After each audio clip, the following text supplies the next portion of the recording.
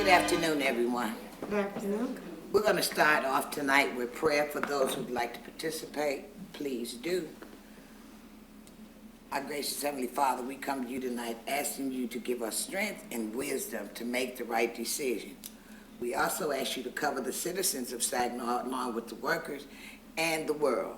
Father, we know that you're able and we know that you can do it. These things we ask in the mighty name of Jesus. We will lead now in the Pledge of Allegiance. I pledge allegiance to the flag of the United States of America and to the republic for which it stands, one nation under God, indivisible, with liberty and justice for all.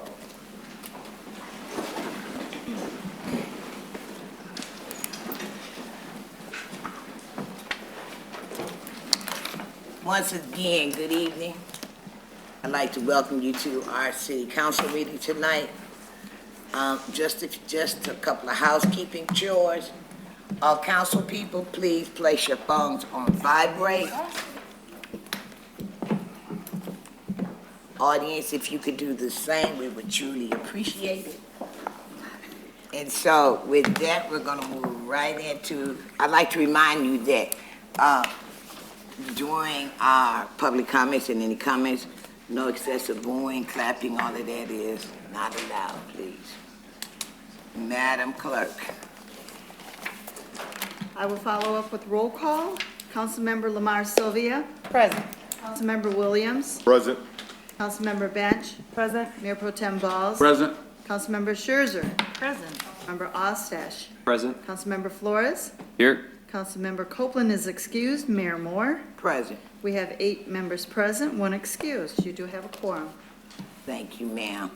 Do we have any announcements? I do have a few, Mayor. Thank you. At this time, the yard waste pickup program, it will continue through December 3rd on your regular trash day. Also, the waste convenience station is open the second Saturday of the month, which will be this Saturday, November 13th. It's open from 8 o'clock a.m. till 12 o'clock noon. The entrance is on Holland Avenue, and you must show proof that you are a city resident. City Hall will be closed this Thursday, November 11th, in honor of Veterans Day.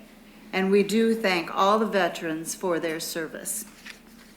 Also, council and the public, consent agenda items number 16 has been added. This is regarding the COVID clinic on Ojibwe Island, which will take place tomorrow, November 9th. Mayor, that takes you to public input.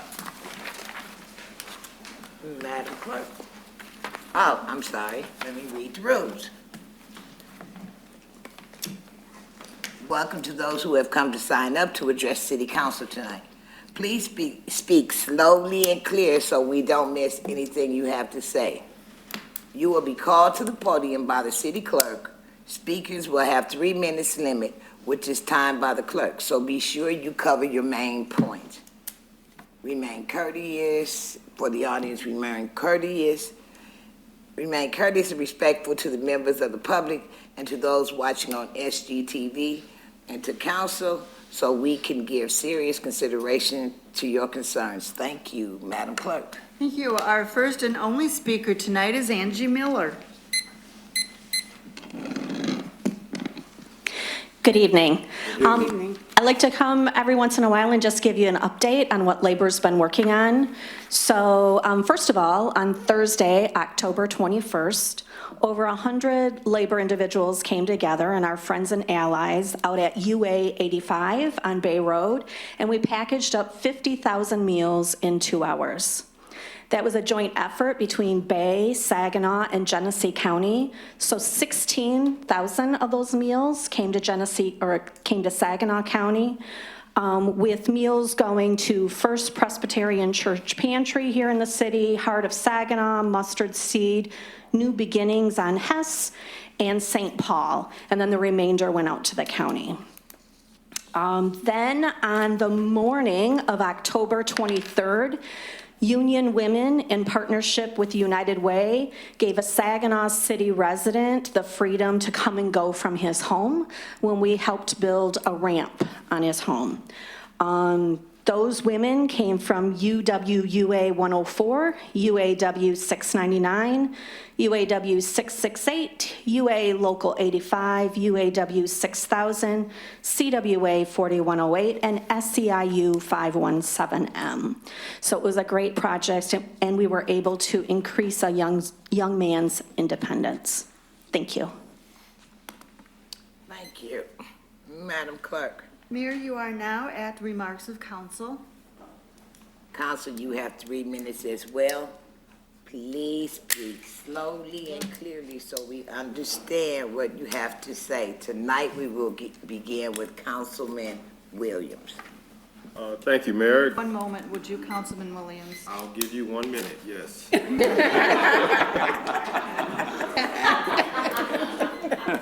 You know it's something when the clerk asks for All a right, minute. I'll give you 3. How's that? That sounds like a good trade. Are you ready? Are you ready? Ready? Yeah. Ready. Thank you. And first, Ms. Miller, thank you for your remarks this evening. Well appreciated. I will be short. I do want to bring up something in regards to our marijuana dispensaries. I received a call this weekend in regards to one of our marijuana dispensaries being very close to one of our churches, Coleman Temple, over on Bay and Weiss. What I found out was that basically everything was approved in 2020, December of 2020, and it kind of flew under the nose, under the radar of basically the pastor, the church members, even myself as council, because I was on council at that time. And basically in this situation, what I realized is that even myself as a council member, I have to do a better job of being involved in recognizing where these dispensaries are placed within our city, because the optics, it doesn't look good when we have a marijuana dispensary 300 feet from a church. That's just not a good look at all. So that is a concern of mine, something that I definitely want to look more into to see how we can rectify that with our planning commission and we as council as well. So I just wanted to put that out there, and that's all that I have, Mayor. Thank you. Thank you, sir. Next, we have Councilwoman Bench. Thank you. Thank you, Ms. Miller, and certainly all of the contributions labor makes to our community are very appreciated as well. I want to just thank the fire department for hosting myself and some of our colleagues for the fire ops event over the weekend. It was exciting and fun and very challenging, and just a great experience if you haven't had a chance to do it. So thank you very much for allowing us the opportunity, and that's all I have. Thank you. Next, we have Councilwoman Surgeon. Thank you, Mayor.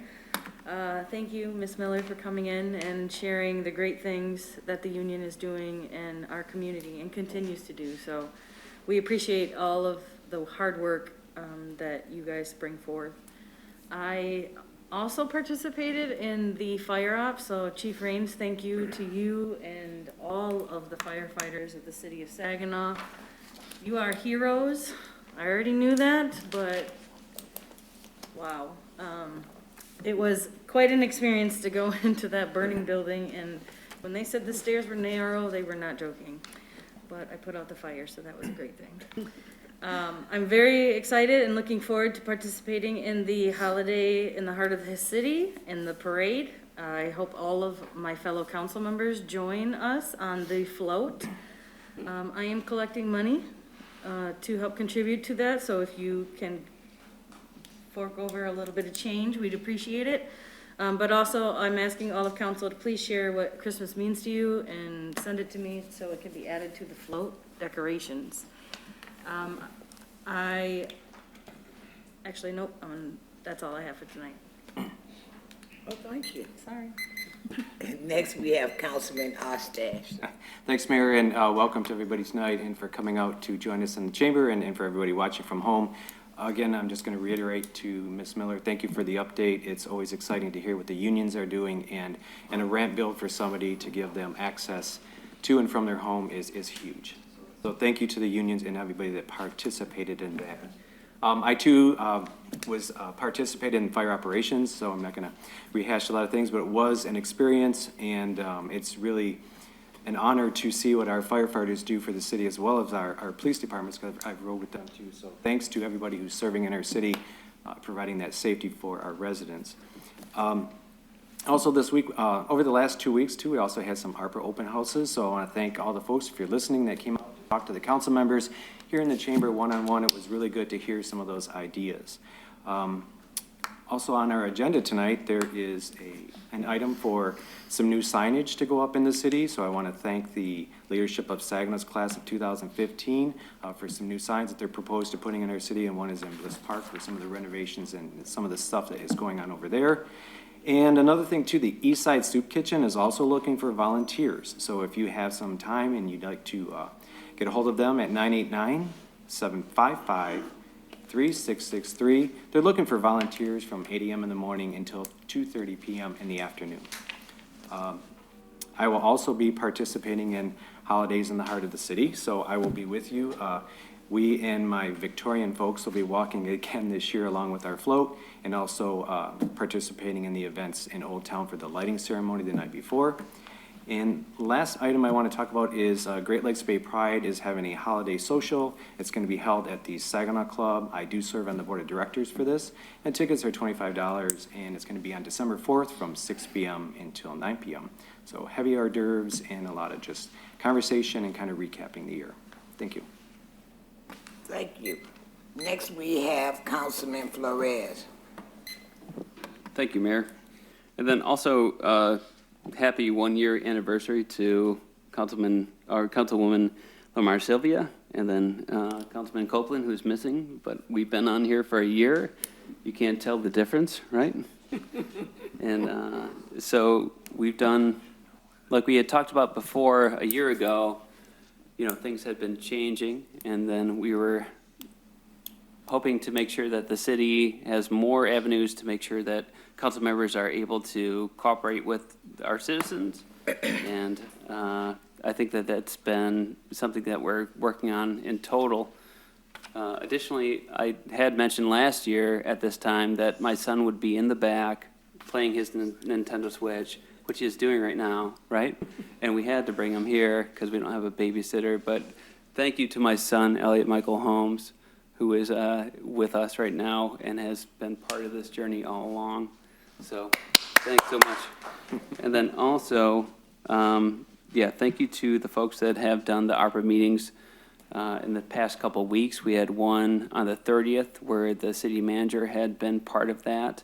That was a crowd that was mainly U of M centric before they lost the game. So I want to make sure that we're aware that those people's voices were heard, but also that Go Green, we had won that game in total. And then, so we have had a couple ARPA meetings. There have been some confusions about what we're able to allocate and what we're not able to allocate, and we'll talk about that a little bit more, but we had the meeting on the 30th. We also had the one-on-ones that happened on the 2nd and then on the 4th. So, you know, thank you for the city for bringing everybody together to make sure that those voices were heard. Additionally, thank you to the fire department for having us come on Saturday in the morning to go over their day of action. Then also we had, I had a ride along again with the the Saginaw Police Department for the 4th time that evening. Things have kind of quieted down, but you know, we still have some issues that we would like to highlight eventually with the police department. And then, to be honest, I talked with Councilman Copeland and Councilwoman Lamar Sylvia. You know, we are on this council for a reason. I would like to thank former President Trump for inspiring me to run, and for everybody else that helped along the way. That's it. Council, thank you, sir. Next, we have Councilwoman Sylvia. Good evening, everyone. Thank you so much for coming tonight. I believe my information or what I want to relay is going to maybe be quick too, moving right along. I'd like to say congratulations to some entities that opened up in our city. Tia Soul Food on Highland, the Sugar Shack, which will be opening on tomorrow. 2903 South Washington, Mama K's on Perkins, across from CAC, and Lawrence Trucking. I'd like to say thank you for making Saginaw your home as far as business. And I do have an announcement, a Thanksgiving food drive. And Ray Pearson and Charles Lawrence, and you know Ray as DJ Ray, so they're hosting a food drive, and they did it last year. It was phenomenal. They were looking to serve 100 families. It ended up being 200 families. They even gave away like 50 or more brand new bikes. It was awesome. So if you'd like to be a part of that, donate to that, or know someone that wants to take advantage of that, it will be Thanksgiving Drive on November the 19th at New Birth Missionary Baptist Church, which is 3121 Sheridan Avenue in the city of Saginaw, starting at 10 a.m. until everything is gone. But if you feel in your heart that you'd like to help feed someone, please contact them. Thank you so very much, and you all have a great rest of the day. Thank you. You're so welcome. Next, we have Mayor Pro Tem Balls. Thank you, Madam Mayor. I'd like to thank the Angie Miller and the unions for all the things that you guys are doing in our community. The union always shows up and show out when it comes to giving to our community. And I, like to personally thank you for that, because you organize all those unions when you get together. But on a bitter note, I hate to share with you guys, I know you probably heard about it, but there was a murder today in the city of Saginaw. And a labor member who's a steel worker who happened to come by our building, our youth development building, and just see the sign up there, and he said youth development. And he had recently got out of prison a couple of years ago, and he just wanted to give back. And he came to our facility just to see what was going on. And he come to find out that we were serving youth 16 to 24, 75% of our kids are dropouts, and he just wanted to come in and tell these guys about his labor experiences as being a steel worker. He was a bright young man, and he wanted to give back to his community, and he lost his life sitting in his car at his grandmother's house, and it's just senseless. And my heart goes out to his family and to the whole Saginaw community for these senseless murders that we're having. People are going back and forwards, shooting at each other because they're on a certain side of town. So there's only so much the police can do, because they normally act after the situation that happened.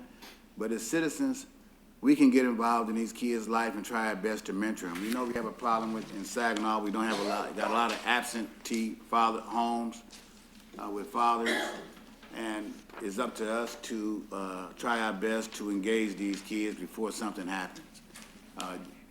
It's hard to measure which ones you save, but when we don't hear about a citizen getting killed every day, then we know that we're doing something. So please, I implore everybody to get involved in young people's lives, to turn them around, let them know they don't have to do these senseless killing. This guy came and to our facility, and he talked to the kids. He did real talk with them, told them about the crime and what happens when you get involved in it, and what happens when you go to jail. And he changed his life around. He was taking care of his children. He was fixing up a home that he had bought, and he was just an all-around good kid. So please, get involved in somebody's life. You don't have to be your kid, but he's all of ours. When something happened, we all feel that effect in the city of Saginaw.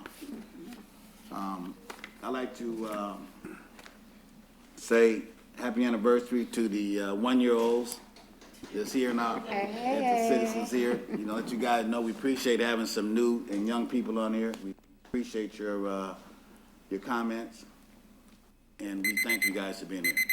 Thank you. Well, I guess it's my turn.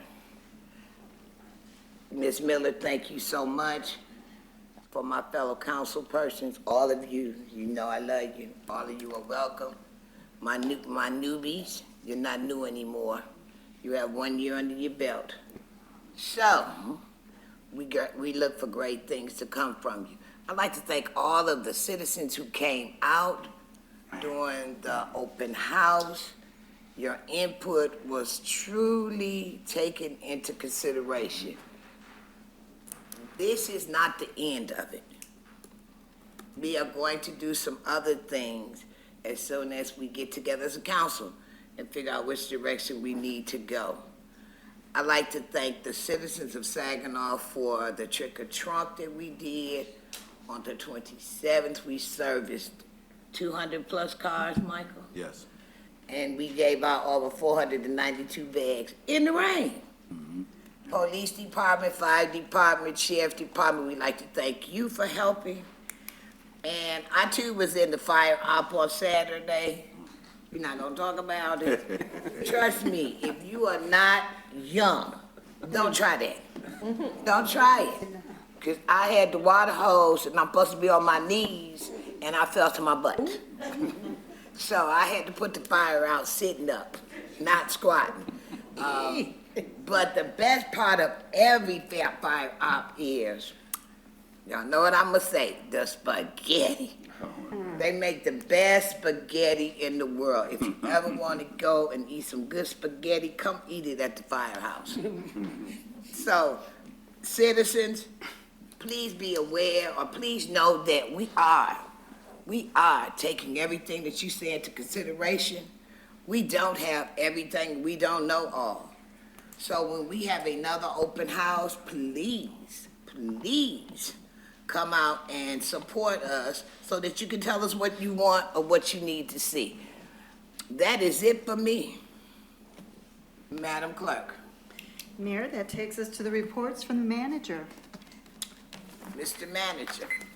Thank you, and first I would like to thank Chief Raines for putting together the fire ops session that you all did have an opportunity to attend on Saturday. That's something they've done in the past, and I think it's an opportunity for council members to learn more about what the firefighters do on a daily basis and when they have calls. We also have an opportunity for council members to learn more about the water treatment and wastewater treatment plant. You should have received an email for that. But I know our staff, Paul Reinsch, the director, has been working to put together a program for you to tour the plant and also learn more about some of the issues with water systems. So he'll be making that available shortly.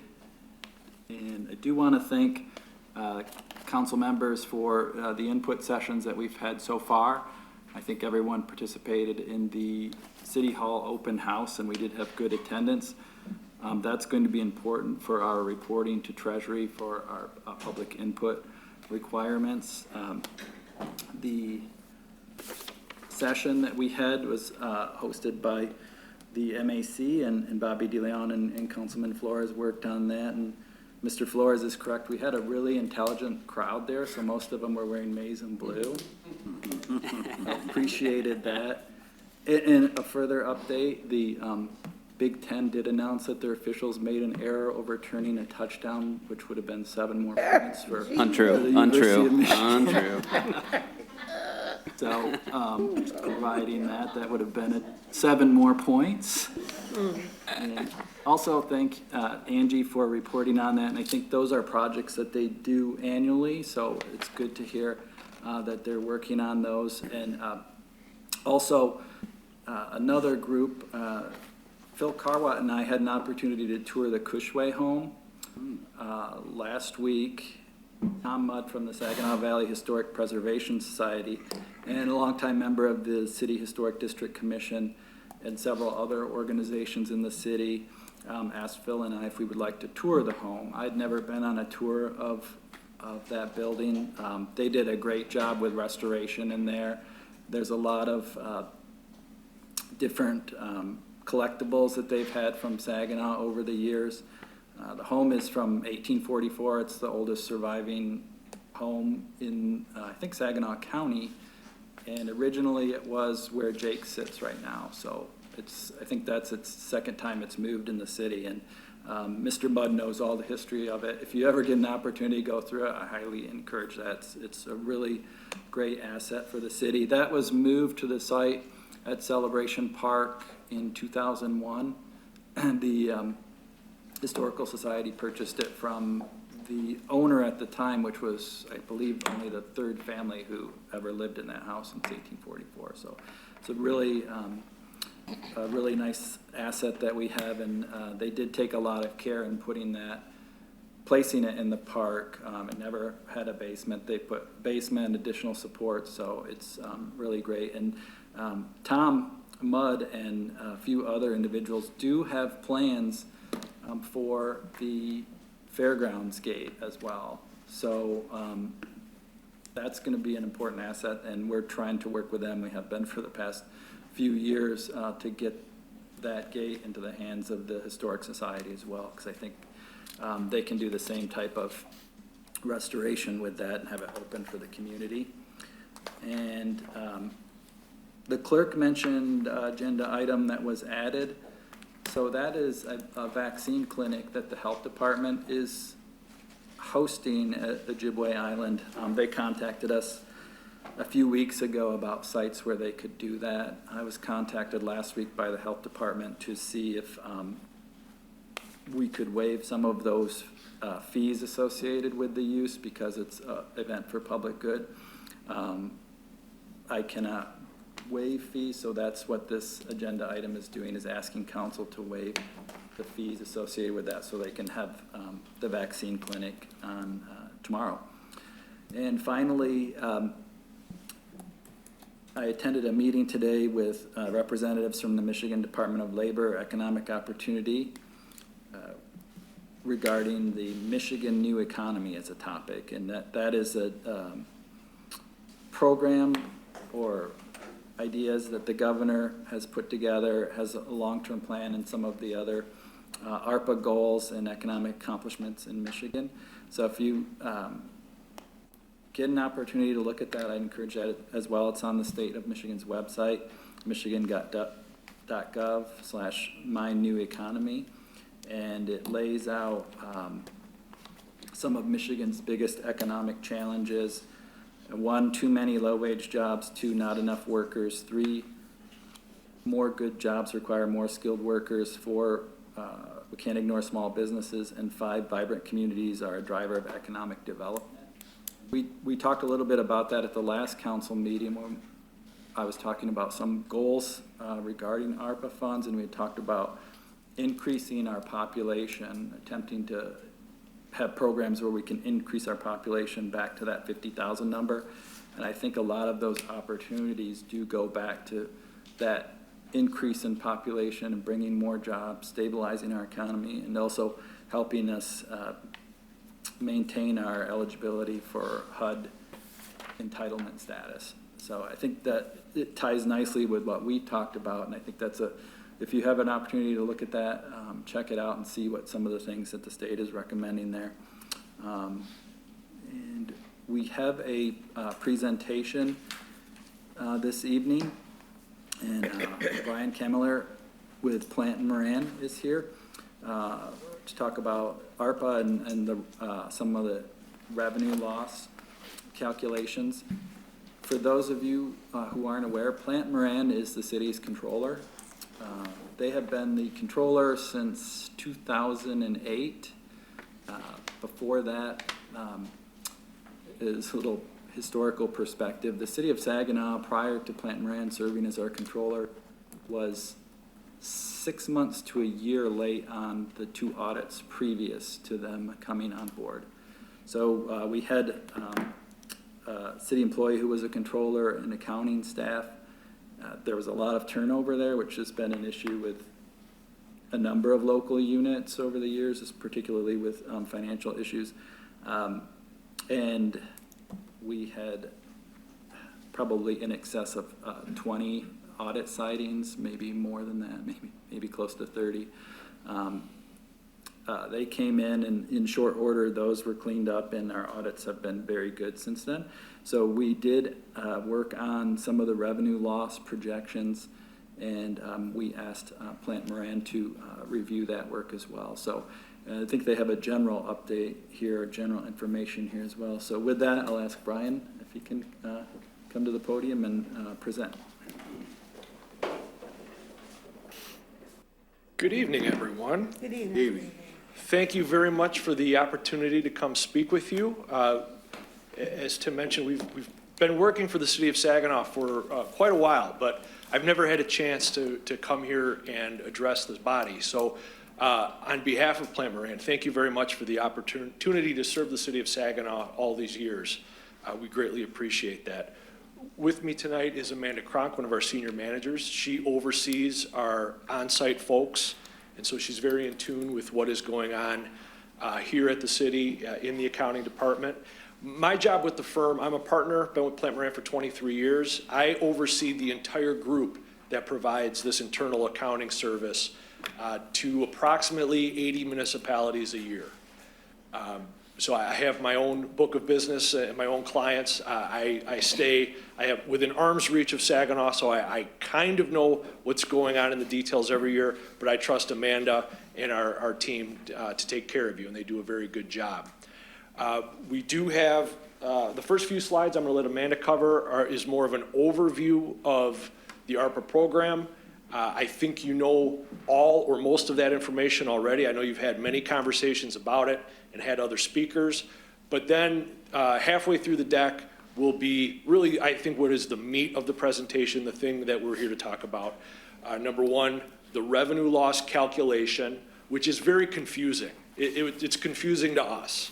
And so I just want to clear up some misconceptions about that and then get into some considerations that the city should think about as you're determining how to spend the ARPA money, what to do with it, and then at the very end we'll have a next steps list of things that you should be doing, either letting the city administrator take care of it, letting the finance director take care of it, but there is some legwork that should be done between now and when you make a decision as to how exactly you're going to spend that money. So with that, I will turn it over to Amanda, and I will be right back. Great, thanks, Brian. So as Brian mentioned, we just want to set the stage a little bit, just refresh your memory a little bit on some things that you talked about at strategic planning and other discussions that you've had. So as you know, this ARPA program is really dividing up approximately $350 billion to local units of government, just like the city.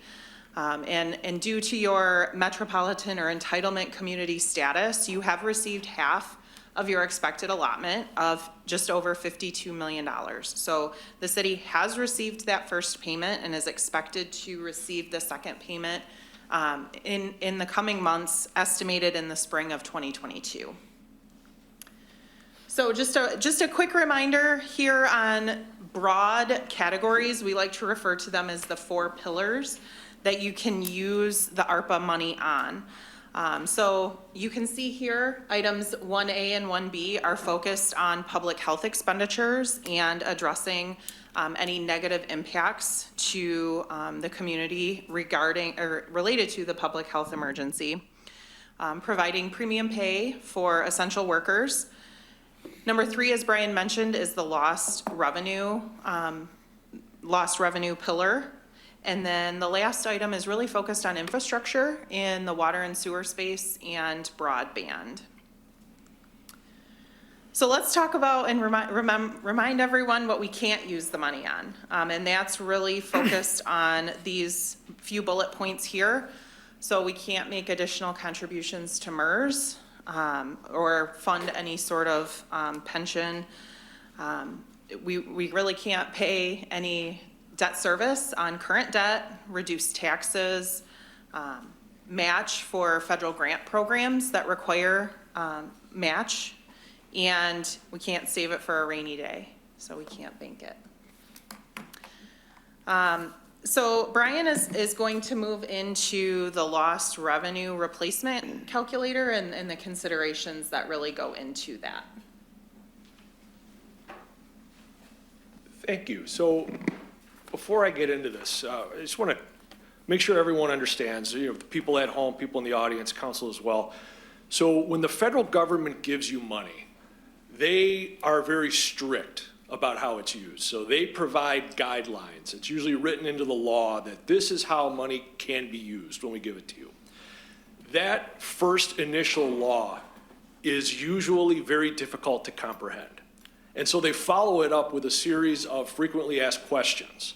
So in the case of ARPA, they first, we heard when it was a bill, that one of the components was going to be this revenue loss. And coming through or still during the pandemic, we that work in local government and serve local government, we knew that there were all of these pockets of revenue, these revenue streams that were severely impacted by the pandemic.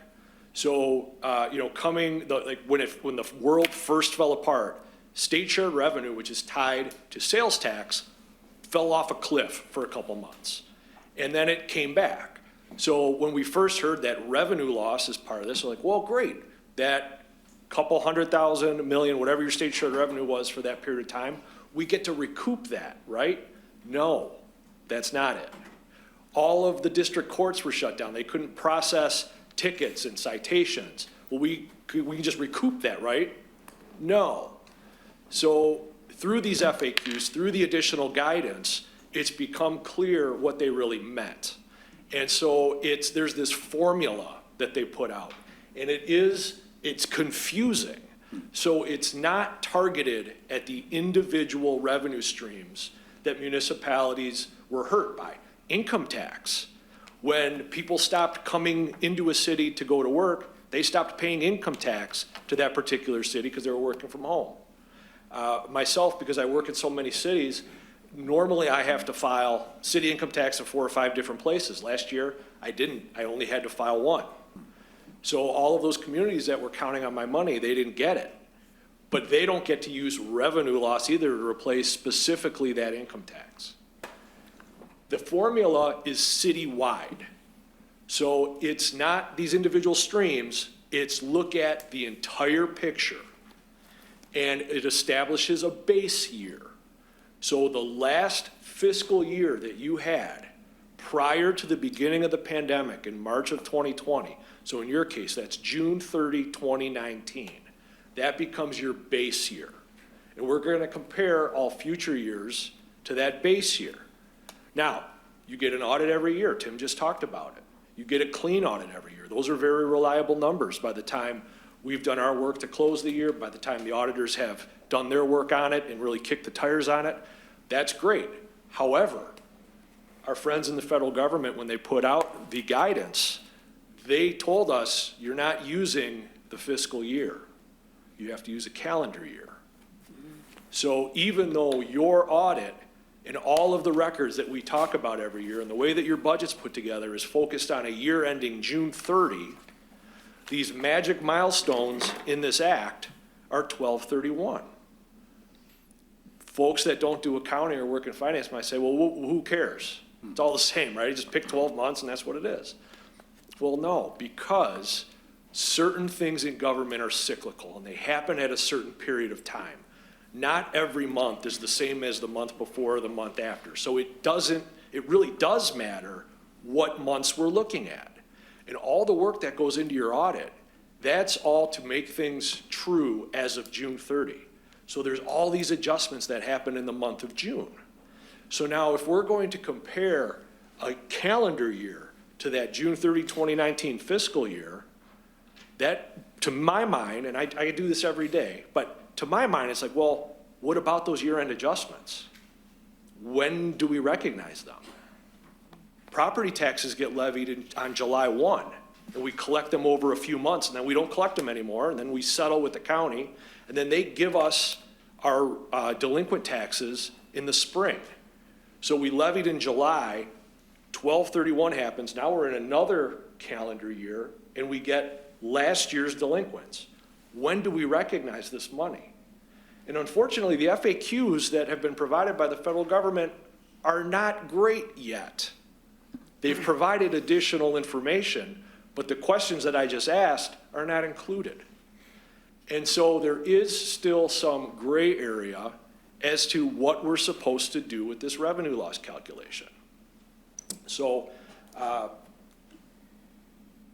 when this happens, and this happens all the time with grants, as the grant goes on or as the federal funding goes on, they amend and update the understanding, and they will update the FAQs, and they will put out more information, and it will become clear. But in the meantime, municipalities have to act with the best understanding that they have at that time. And when your auditors eventually audit this money, and I should mention, there's two different audits that you're subject to. There's the financial statement audit, and then there is a federal grants audit. We call it the single audit. That single audit looks at compliance. Did you spend the money that the federal government gave you in compliance with the rules and the expectations that the federal government sets? And it's very much a black and white yes or no. You either did what they said you were supposed to do with it or you didn't. Now, with your financial statement audit, if it's a little bit off, we call it materiality. It's materially correct. It's good enough. Single audit doesn't work that way.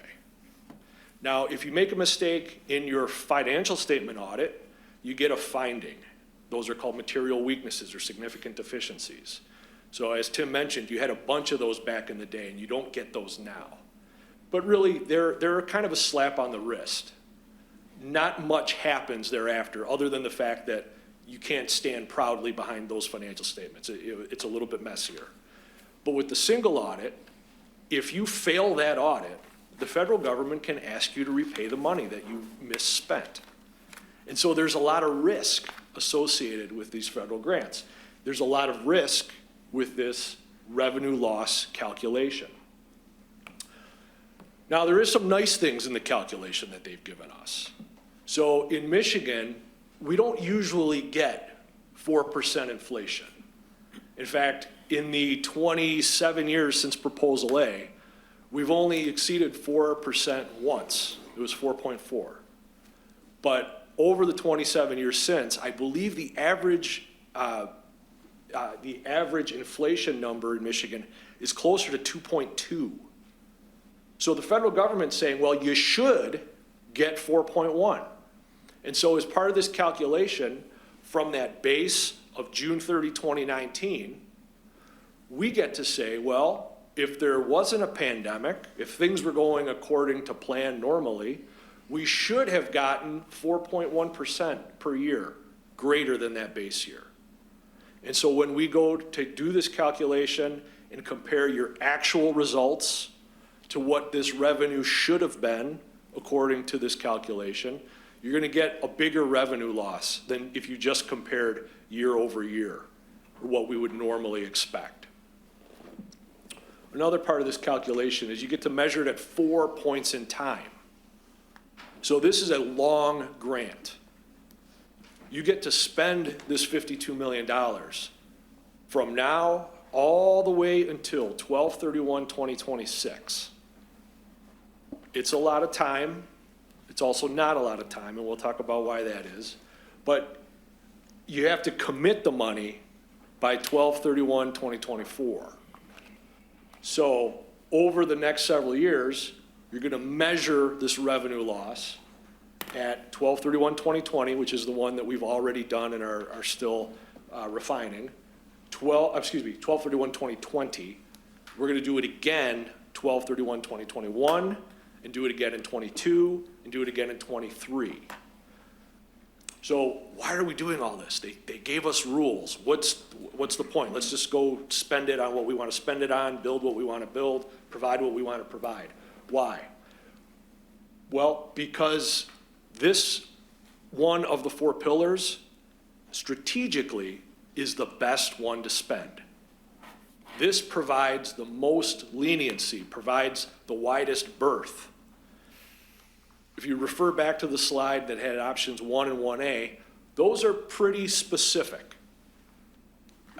to dealing with public health issues. If you needed a new HVAC system in this building, and you wanted to make sure that the air filtration was good so that in the event that someone here has COVID, the person next to them may not get it, you could, under bucket 1A, you could put in a new HVAC system in this building, because it's public health. We're all part of the public, we're all breathing the same air, okay? But what about roads? We need roads in Michigan. Our governor ran on fixing the roads. Where in those first 4 buckets does it mention roads? It doesn't. Bucket 1 is about public health and economic development, doesn't mention roads. The second bucket is about premium pay, doesn't mention roads. The third bucket is this revenue loss calculation. The fourth is water, sewer, or broadband. Doesn't mention roads. But what if you want to do roads? Well, you can do roads under revenue loss, because revenue loss is wide open. Once you qualify as having had a revenue loss, and you did, but once you qualify that amount, it's really wide open what you can do with it.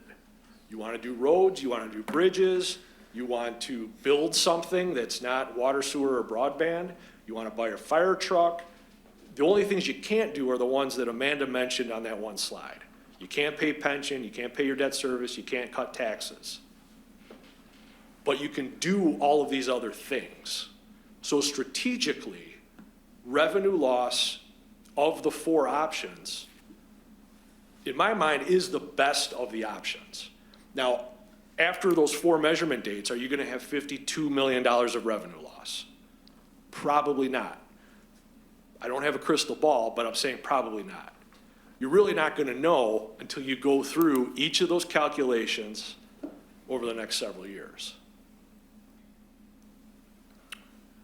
Now, based on the calculation that the city's already done, and so, my staff did one calculation, a member of the budget team did another. I think the answer is probably somewhere in the middle, around $5 million a year. And we'll have a more clear, defined, good number very, very soon. So, but I think it'll be around 5. Now, if that holds true over the next 4 years, and it may, but again, I don't have a crystal ball, but it may, that should give you $20 million of this, not free, because it's not free, but this more strategically available money to spend. Now, you can still do your water and sewer projects if you want. You can still do some social programs. You can still do some economic development. But the city does a lot of different things. And this really is a, hopefully, God willing, once in a lifetime opportunity. Hopefully, we don't have to do this again.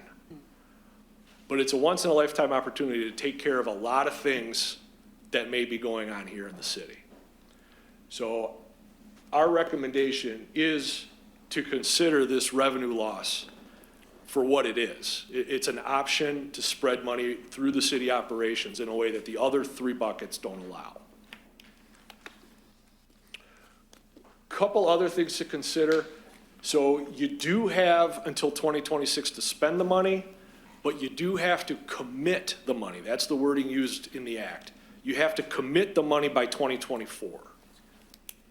It's not that far away. It'll be here before you know it. I had a conversation with a well-known engineering firm. I don't know if you use them, but they are very well-known throughout Michigan, do a lot of work with municipalities. And I asked their CEO, what are you guys going to do with all of the Arpa projects? And if this infrastructure bill passes, which we now know has, what are you guys going to do? And he goes, Brian, honest to God, I don't know. We're busy right now, and our clients haven't started spending this money. So all of the construction projects are going to need architects, and they're going to need engineers. So if you're going to do a project, you need to get near the front of the line. So you have time to spend the money, and you have less time to commit it, but you may have even less time to get the contractors and the engineers in order. The rules aren't final yet. So I mentioned several times that they keep changing them. Now, in every other walk of life, you usually get a deadline. So they tell us, your taxes are due on a certain day, your performance evaluation's due on a certain day. We know that things happen on a calendar. Federal government doesn't always work that way. So they passed the law in March. They issued the first FAQ in, I believe, May, early May. It's been revised several times since, but they haven't told us when the rules are going to be final. We keep waiting.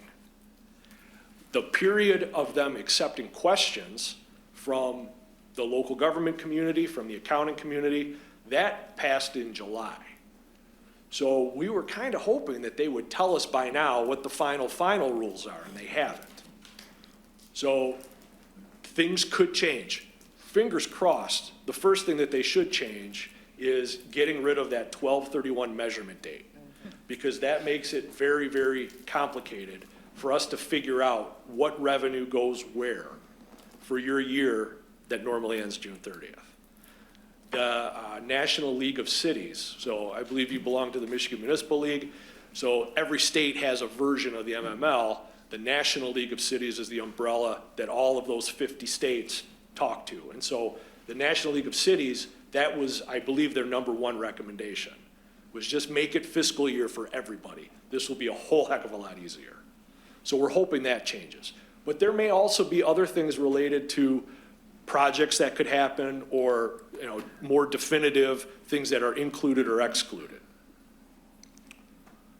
Another big question, which kind of follows the first one about engineering and architecture, is do you as a municipality, does your staff have the time and the energy to manage another $52 million of work? Most municipalities, in Saginaw is no different, most municipalities are very lean staffed. And folks are working really, really hard just to do their normal job. And so trying to come up with new programs that require administration and are going to be audited at the risk of the city having to repay that money, it's kind of a scary concept to me. So you're not alone. I mean, every city's doing this. Smaller cities got a lot less money because you're one of the metropolitan cities. You got the double-digit millions. The small cities that aren't entitlement communities, they got about $100 per resident. You got significantly more than that. I mean, Detroit got 800 and some million. So these are crazy numbers the bigger you are. But do you have the manpower to administer this? And if you don't, there are consulting firms that will help you do that. In fact, I introduced one of them to the city already, but there are others as well. But there is a way to get supplemental assistance for the next 4 or 5 years as you spend this money. And so if you determine that, hey, you know what, this is a big undertaking, I'm not sure we've got the manpower and the hours to do it, I would also recommend talking to one or more of those companies and getting the assistance that you need. Another consideration, the county got money too. The state got money too. You're not in your own little silo. There's not a moat around the entire city. You get to interact with others. And I know from conversations with Saginaw County and from Michigan Department of Treasury, they're more than willing to partner with the local units to try to do some of these big projects, because they recognize too that this is once in a lifetime. So if there is something that would benefit the entire county or a greater portion of the county, or is part of a statewide program, the county and the state would be willing to work with you. And so might you be able to leverage some of your 52 million to get a bigger piece of the statewide pie? It's out there, but you have to investigate it. And although $52 million is a heck of a lot of money, it's still finite. So that money is going to be spent once. Now, if you create a never-ending program, what happens when the $52 million runs out? So if you were to build, a football stadium and hope to attract a professional team, well, that building is going to take maintenance for the next 100 years. Probably not a good idea. Programs that you expect to have a long tail are eventually going to run out of funding. Your general fund doesn't have the ability to pick up that tab 5 years from now. So you really need to consider, is this a short-term project, or is this a long-term, perhaps in perpetuity project? Now, you can do programs, certainly, that's fine. But are you going to be okay canceling that program at some point when you run out of money? Because this 52 million will go away at some point. So it may be better to do one-time expenses with this one-time revenue. Otherwise, you are creating a problem down the road that may or may not be solved with the resources you have at that time. Next steps, this is really a summary of the things that we've just talked about. I know you've already gone through a lot of discussion about what does the city need. Probably, that's a conversation that never ends, before, during, or after ARPA. But of those things, prioritize them. What's the most important to us? You're going to be able to do some of them, probably not all of them. But the ones that don't have another funding source, to me, become a higher priority. So if you can pay for certain things with other grants or water and sewer charges or what have you, if there's another way to do it, well, then maybe that's not something the ARPA money should cover. If it's something we can't afford otherwise, that feels like a better ARPA project. Talking to the county and the state, definitely. What are they willing to do with you? How might you turn some of your money into a bigger pot? The manpower. I'm sure the folks in the administration will be happy to tell you what they need in order to run your programs. If it can't be done within the folks that currently work for the city, there are opportunities out there to either hire someone or buddy up with someone else and attack it jointly. Engage contractors early. So this is the architects and the engineers and anyone else that out in the private sector that you're going to need. You're not the only ones that got money. But there's only so many resources that can go around. So the sooner that you can engage with any vendors that you may need, bring them into the conversation. You want to be near the front of the line. You don't want to be at the end of the line. And then finally, we do need to finalize the 2020 calculation because we'll be done with 2021 in less than 2 months.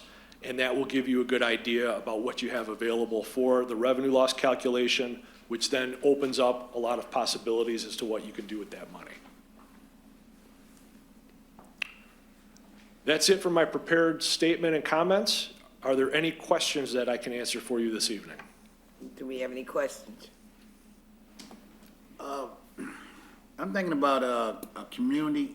Can we use this money for community engineering to engineer our community to it could be more conducive to attract housing? Let's say, for instance, we got a lot of empty schools. We know we need housing. We know we need senior housing. Can we use this money to maybe to take some of the schools and revamp them for senior housing or resource centers and stuff like that? So for any question that you have, can we do such and such? Refer back to this slide first. If it's not listed here, the odds are probably not, other than the revenue loss. Revenue loss can be spent on anything. So to answer your question, sir, once you get to the revenue loss part, pick anything other than debt service or cutting taxes or making an additional pension contribution. Okay. Now, I think your question really is, can we do that with item 1B? Yes, sir. Exactly. I don't know. Okay. It sounds good. It's economic development. That makes sense to me. But when it comes to the federal government, it's not just whether it makes sense to us. Did they spell it out? Right. So I would encourage you to refer back to the 40-some page FAQ and see if that is addressed. And if it's not specifically addressed in that FAQ, it doesn't mean you can't, but you should ask Federal Treasury for their opinion as to whether or not that project will qualify.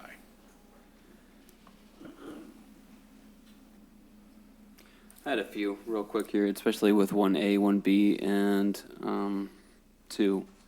Could you expound on what that might possibly mean for the city, on who would be able to be applicable to premium pay, or who would be involved in public health expenditures, or what's involved in 1B? What type of industries? Okay, so, you confused me slightly, but let's talk about each of these buckets. So 1A, support public health expenditures. That could be the HVAC in this building that we talked about. That could be putting PP&E, that could, throughout the city in various places. It could be, if you had so a lot of communities have a city-sponsored health clinic. So that sort of thing, or vaccination programs, even if it's not COVID, but health-related activities, public health, mental health. The counselors and the interventionists are crazy busy for the last year plus, and I don't see them getting better anytime soon. So spending things on any form of health care, physical or mental, would qualify under that. And in terms of any type of health care, would that include hospitals and nursing homes? It can, but at the same time, what they're really trying to get at is things that you're running. So you have 100 doctors, 200 doctors in the city, you've got multiple hospitals, you have various clinics and whatnot. If you're going to do something outside of what is directly controlled by the city of Saginaw, there has to be a very clearly defined process and qualifications for who you're willing to give money to. And it has to be equitable. You can't play favorites. And you also, as part of that single audit we mentioned, if you're giving it to companies or a not-for-profit or some other organization, those become your sub-recipients. What that means in the single audit is you are responsible for what they do with that money. So you have to monitor your sub-recipients and make sure that they don't shoot you in the foot by doing something inappropriate, because that's going to get tested. Correct. If there are an amount of sub-recipients that are going to be benefited from these ARPA dollars in the city of Saginaw, is that likely or unlikely? Would it be an exception, or would it be kind of the standard given the type of industries that we have and the type of demographic and community that we have? Is the question, is it unusual to have sub-recipients? Yes. It's not unusual, but normal. So we're talking about an astronomical number of dollars that are being put out there. Correct. So a lot of what I'm about to say, this has never happened before. We've never had this much money. Most of the time, when we're talking about sub-recipients, it's through something like the CDBG program or HUD, where they're doling out a smaller number to these very organized or long-term organizations, and it's a very clear process that's been developed over the last 40 years. But this so there's very clear rules. This is a little bit of the Wild West because we haven't had this much before, and a lot of places are kind of creating it on the fly as to what kind of program we're going to support. That makes me, as a former auditor, makes me very nervous. Yeah. I would comment too, because these are related, I think, talking about 1A, 1B, and 2. What the input that I've received is basically part of what Brian said. If you are going to do some type of premium pay, it should be for services that you provide as a local entity. And there's a broad range in those rules. The reason for the broad range is because they are for states, they are for counties, they are for cities, they are for tribal governments, they apply to everybody. So there might be industries in there that are referenced, but that doesn't mean everybody provides that. So You do have cities that run hospitals. State of Michigan provides Medicare and Medicaid to the health industry, which I think is why Governor Whitmer allocated to nurses and other healthcare professionals. But when I imagine because of ARPA, our single audit is going to be drastically expanded over the next 5 years because it's based on the amount of money you receive from the federal government. That's going to be something that is looked at by our auditors. And also, probably since we're an entitlement community in the Inspector General's office at the U.S. Department of Treasury, the last time we had significant money was I think it was 2009, under the program that President Obama had. The Inspector Generals, I met with them multiple times, and that was a fraction of what this money is. So what Brian's mentioning about look at what you provide if you're looking at essential pay, I think that is the message that we're getting from multiple sources. I mean, if it's your employees or even a contractor that you have hired, their workers, if they were in some way serving the public on your behalf, that's about as far out as you could go. Not this business on the other side of town that we really have nothing to do with, but their people were interacting with the public. That's not what this is meant for. But people that may be receiving Medicare or Medicaid money are covered under the CMS mandate currently in the city of Saginaw. If they're workers that work and live in the city of Saginaw, that may be applicable to the funds? Not yours. Your ARPA money would not go to, in this case, it's. Healthcare workers specifically. Well, are they your healthcare workers? If they're working at the hospital, but they're not employed by the city of Saginaw, that's not who they're talking about. Okay. Yes, ma'am. Okay, I'm just a little bit confused now. I thought I was kind of understanding some I'm things. sorry, that must be my fault. That's all right, that's all right. Because it's certain pieces of the ARPA information that I've been looking at, and this is one of several pieces, just a few pieces. And are you familiar with ARPA section 602 and 603? Well, it does mention, Okay, that's the so- eligible uses included there. Okay, so, I took a little quick break, so I may have missed it, okay. So, if I can just real quick, because I want to get good clarification with this. Under A, it says, to respond to public health emergencies or its negative economic impacts, including assistance to household, small business, and nonprofit, or aid to impacted industries such as tourism, travel, hospitality.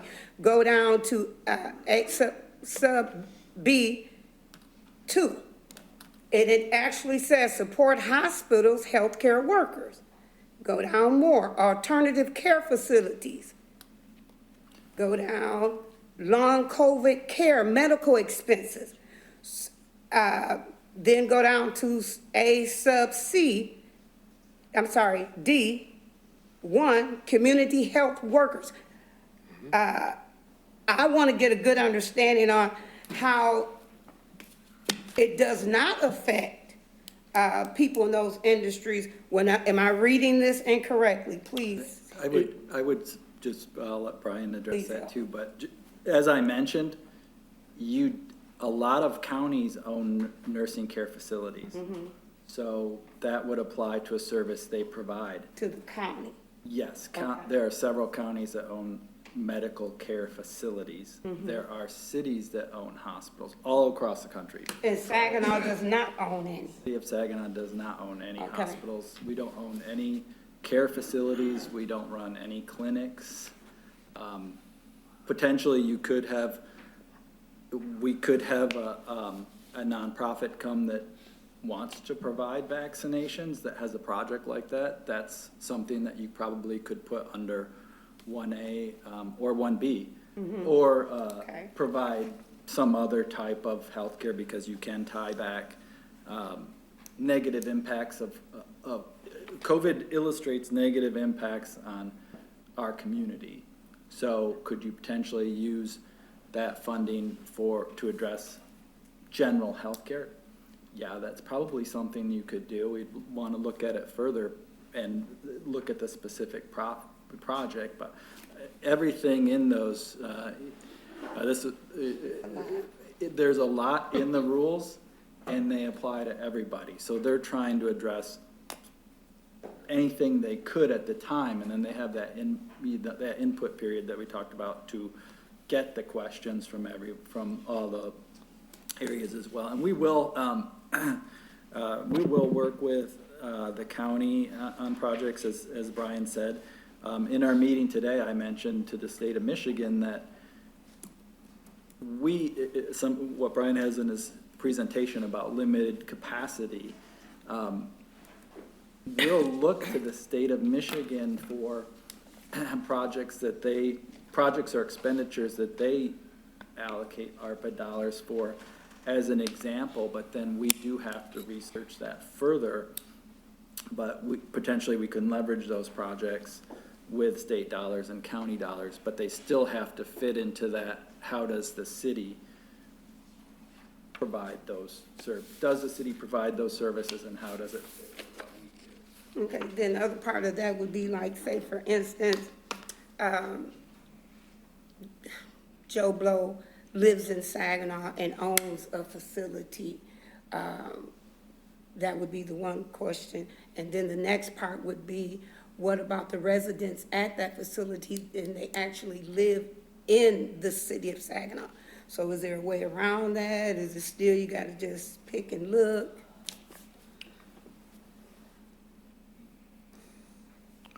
So Tim addressed this, and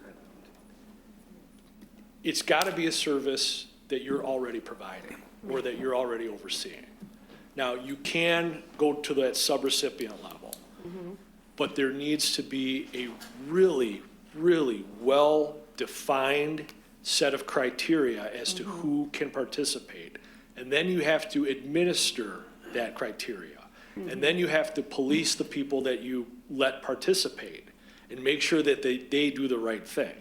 So in your example, if the city said, we're gonna have a program to help this criteria small business, and this particular business fits the criteria, and you give money to that business, and then they do something with it, if they don't do the right thing, that's not their fault, that's the city's fault. Right, okay. And if you fail your single audit later on, the federal government can say, you didn't do the right thing with your money, City of Saginaw. They're not worried about business ABC.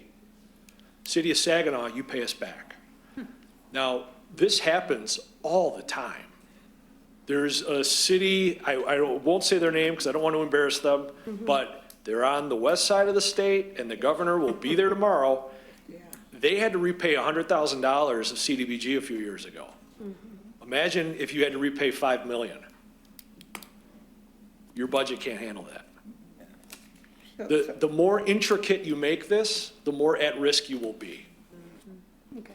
So then my other question, forget that part, what about when it comes to, I guess we do things with weatherization and home improvement. Now, would that be an area that ARPA funding could be used for? Again, I would, if it doesn't spell it out in the FAQs, you have to go to the federal government or the Michigan Department of Treasury and ask them if they agree.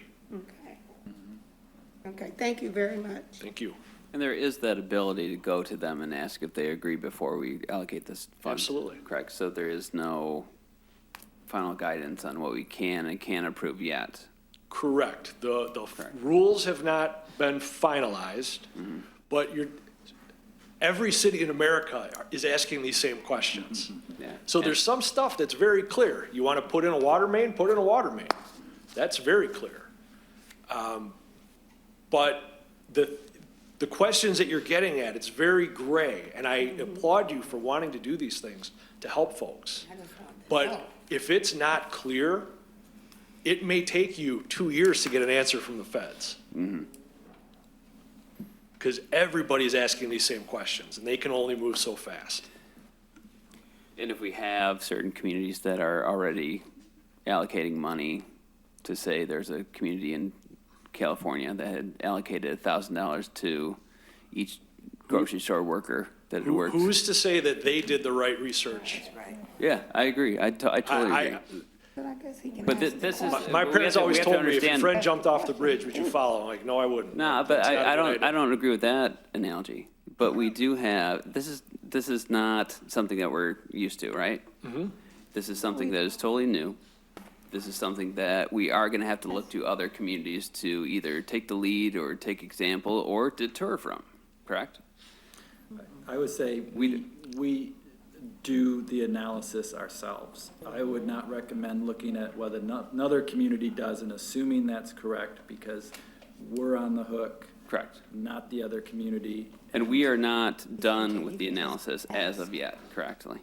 Well, we haven't done any analysis. Council hasn't asked done anything. for anything to be allocated, so We at this haven't done point, anything yet. we are not researching items until we start looking at allocating, because that, in my view, that's a waste of our time.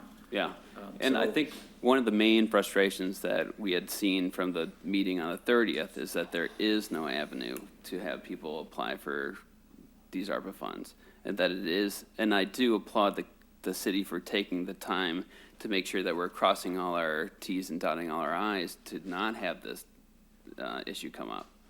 Yet, there are a fair amount of people within the community that are concerned that this process is, as we go through bureaucratic red tape, obviously people are going to be upset, yet at the same time,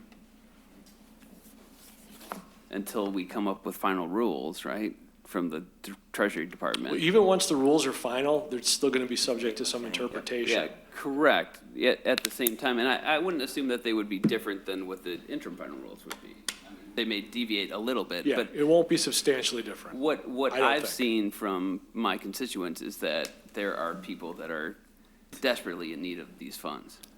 And they are looking for some type of guidance from the city to be able to unlock these funds, because we do have $26 million in our account right now that can help either small businesses or people that have been, working their butt off throughout this pandemic that do qualify for some of what you said.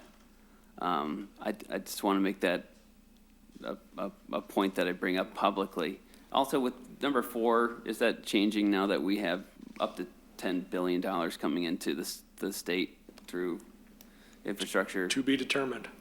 Correct. And that's why it's so frustrating, right? Is that we kind of have to kind of keep thinking about, we don't have any final answer.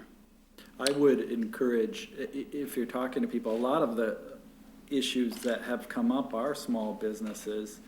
I'm not sure of the status of the SEDC right now, but they did have emergency forgivable loans that took a long time to allocate out because businesses were applying for them. So there are a lot of resources out there, whether they're ARPA or other CARES Act or other COVID-related dollars, and we can work on providing, getting that out in the public more, but there are dollars available for things like that too. Yeah, and again, I ran into a small business owner, Rico's Taco, right by World of Faith yesterday, and he had applied through the avenues that we had given him, never heard back from anybody. So the question that you ask, are we equipped to deal with this $52 million? Do we have the staff to move it? Do we have the help necessary to help all of our citizens? According to that small business owner, point of information, I'm sorry, I have the floor, real quick. We're not equipped to deal with that. Well, I would caution against, if you have questions about those things and someone who's applied for a loan with SEDC has contacted you about that, refer them to the manager's office so we can check with staff, because sometimes it's not necessarily that they didn't hear back, it's other various issues, and then we can reach out to those individuals to tell them if there's something the SEDC board bill needs or other things like that. So make sure if someone contacts you, please send them to city staff to work. Yeah, I did give them the information. It was a $5,000 ask from Saginaw Future that they never heard back from the CARES Act. So I will continue to inform the city about that. One of the things that we did, if everybody that came to the open house, we made sure that SEDC, Community Block Grant, and help me, Yolanda. And the housing rehab program were on the table. We did that along with the Arpa flyer. We did that to let the citizens know you may not be eligible or in a position for us to give you ARPA dollars. However, we are trying to educate the community. I think a lot of the problem is, and thank you so much, sir, I think a lot of it is that because of all of the uncertainties, I know I'm one of the ones that I'm sure most people are wondering, how do I know so much? Because I read and because I make myself educated. On this, there are cities close by us who have started to spend money that I kept hearing about, and they have to pay money back. Saginaw is not trying to jump out and spend unless we've got some handle on what we need to spend it on. I think a lot of times it's so great. I would love to give all the essential workers some money, but realistically, I can't see it because I know that you took care of people's loved ones while they were ill. I do know that. But we also had the grocery store person. We also had the gas station attendant. Because if I don't get no gas, I can't get to work. So, we had all of these things. And so part of the discussion that we've been talking about in a lot of the meetings that I've been in throughout the state is that if it is not directly attached to your municipalities, you can't just do that. Without, like the gentleman said, you gotta have some rulings on how you're gonna do it. And so we haven't gotten to that point yet. And so I think that's probably our next thing. Where do we go from here? Yes, ma'am. Okay, that's good information. And for me, I'm sitting here like almost dumbfounded because that information should have been relayed before just now. But it's good to be able to ask questions, and had that information been funneled down, probably I myself personally wouldn't have asked all those questions. Just like the information that was on the tables for the open house, I just told the people to get them. I didn't know why they were there. I just said, here's some information that's on the table, in regards to CDBG, SED, whatever was on the table. So that should have been explained before I came into the room and sat down at the table with our citizens, because I want to be informed so they can be informed. So I'm informed now. I'm more informed just now than I was a few days ago. So, and I guess asking questions will get you informed. And there are, what Mayor Moore is talking about, the MML has had a lot of sessions, informational sessions that are available to all council members. Treasury has that we're open to municipal workers and council members. If you go to their websites, they usually have all of those videos available, recorded. You'll probably see Brian on the video, because I know Plant Moran and public sector consultants who we had previously have been involved in a lot of those sessions. So they're available on there. Just go to Michigan Treasury website or MML. They're all there. Is that correct, Mayor? They're all there. They've even got some up-to-date ones. Most of you council people, you should have received some emails. If you're on the email list, they've got some more workshops coming out, specifically designed for Arpa. We meet every Friday.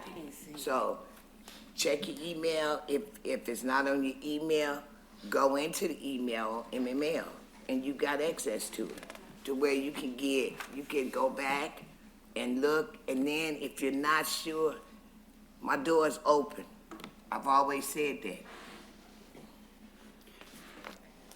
So at this time, do we have confidence that we can say yes or no to constituents that are coming to us about what they're able to apply for or what they're not able to apply for? For individual residents, That fall within that purview? right now, you don't have the programs established, so Correct. you don't have an answer to that question. Okay, thank you so much. That's what we need to work on as a council. Where do we go from here? We did some series, now we need to talk with the city manager and the staff to say, where do we go from here? And we all need to be on the same page, saying the same thing. Correct. Because we're not right now. I can tell you that up front. I We're will- not saying the same thing. Mayor, I would add some information that Mr. Carwat sent today too. We did receive from the state of Michigan our Act 51 dollars, which is our road dollars. Right. Last meeting, I mentioned the importance of our population. The census reduction is probably going to reduce our Act 51 dollars by about $800,000 this year. So that's a significant amount of our local streets and major streets dollars. And as Brian mentioned, the revenue loss portion, you could try to make that up. That's one of the uses. What I think if we talk to Treasury more and auditors and the controllers, they're likely going to be recommending that we spend the money on items that are specifically outlined in the rules so that we know we're not violating any issues with the grant. And I can tell you firsthand, as Brian also mentioned, every city, county, state in the country is going to be submitting questions for the U.S. Department of Treasury. I submitted questions back in March, and I've never received anything back. So if you can, given this timeline, we're gonna see, and I saw Phil nodding during the presentation too, engineering, contractors, they are gonna become more and more scarce as local units start to spend these dollars.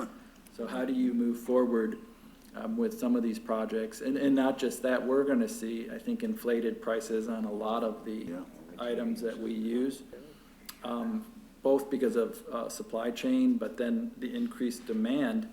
If you recall, the roof, just the small roof on the fire training tower, I think our engineering estimate was somewhere around 26,000 for that, and the bids came back 50,000 plus. And that was before all of this extra money was in the system. I think that the impact on the demand for those skilled trades, materials, and engineering costs is gonna have a significant impact on everything we do in the city, even outside of ARPA. So that's something to consider as you see things start to move through the system. Yep, I agree with the city manager on that one. We got people coming down to our school trying to get pre-apprenticeship people to do pipe fitting and roofing right now because they can't get contractors. I got people calling me all the time looking for people to do work because the guys now are picking and choosing what work they want to do based on what a person want to pay for the work. You know, so we're gonna be experiencing that with these funds. I can't imagine, everybody know right now that everywhere you go, everybody's looking for workers. So do you think they're not looking for engineers, pipe fitters, carpenters? They're looking for them now. So these funds are gonna be, it's gonna be wild when it comes to spending them and doing what we need to do for our city.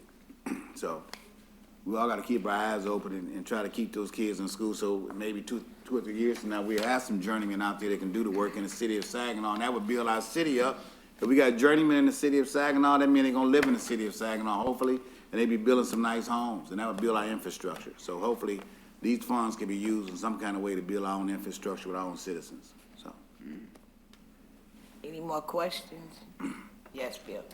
Yeah, Brian, good presentation. Where I was really focusing in too is you were talking about these years of revenue loss that we're trying to project. And $5 million is what we kind of heard for the first, what we're looking at right now.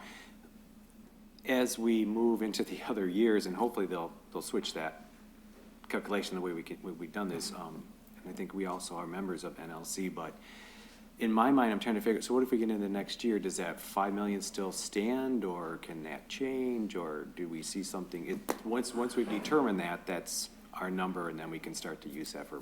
Correct, yeah. Okay, thanks for that, that's what I had. Anyone else?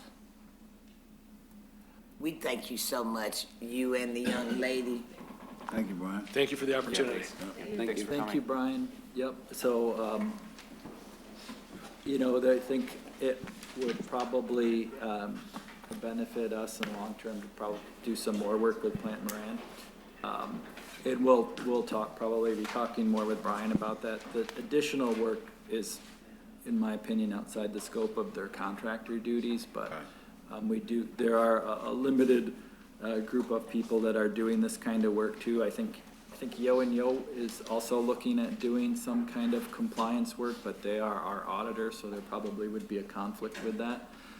But I think we're gonna continue to need that kind of guidance as we move forward. Yes, ma'am. So, as I'm hearing and I've gathered this new information, new to me, so now actually a lot of the conversation must change between the citizens and coming and asking questions, because from what I'm hearing now, it's a lot of people, well, many people, that y'all gonna have to tell them they're not eligible. My recommendation with these funds,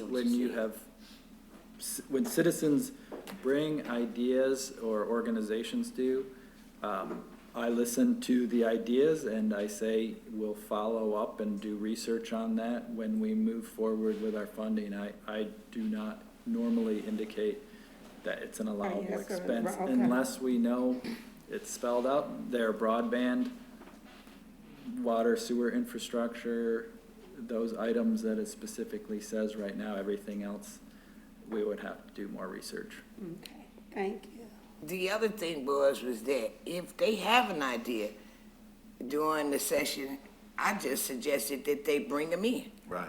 They bring them in so that we can compile the list and begin to look at, for example, if you got, there were some people that came with some youth, the Y came, the library came, they all brought us in what they'd like to see done. And so we in turn, in the envelope, the folder we had, stuck it in there and passed it on. See, that, okay, this may be conversation for later, but see, I thought we weren't taking proposals and stuff like that because we don't have the wherewithal right now. So I know some did, and I have them to give, but I thought we weren't taking proposals because I've been telling people we don't have the policy and procedure in place yet to even deal with that. Yeah, we are not soliciting proposals, but we're receiving them. Right. Okay. People are sending them in. But we don't have the power to say yes or no to those proposals at this given time. Right. Correct. Also, I do want to highlight the concern that does the city have the wherewithal to facilitate this $52 million, $26 million at a time right now? Are we confident that the city, with no additional staff, is able to allocate this money properly, given when we do get the final orders from the Treasury Department? We need assistance, and that's why I mentioned we would probably talk to Plant Moran about engaging them to provide additional assistance. We need to have internal controls. We need to have, if we're having sub-grantees, we need to have a way to monitor them. Mm-hmm. We did look at, our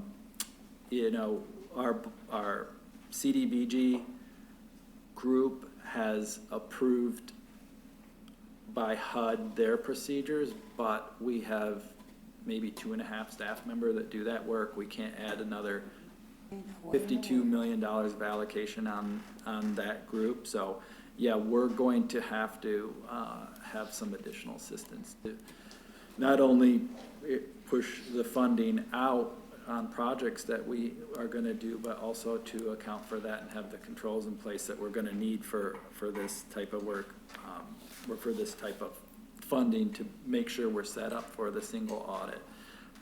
And also that's gonna be really important, because if we have all these additional funds, federal funds, increasing the scope of the single audit, we still have that timeline for all of our audits submitted in a timely manner to the state of Michigan. So the fact, if we have all of these internal controls and processes set up, we hand those to the auditors, and then we're in a better position. Yeah, I agree with that, especially because we have so much money coming in for infrastructure, hopefully soon, within the next couple months, so. All right, thank you. Any other questions? Everybody good? Yes, We're ma'am. not going, okay, no, I'm going ahead of myself, I'm sorry.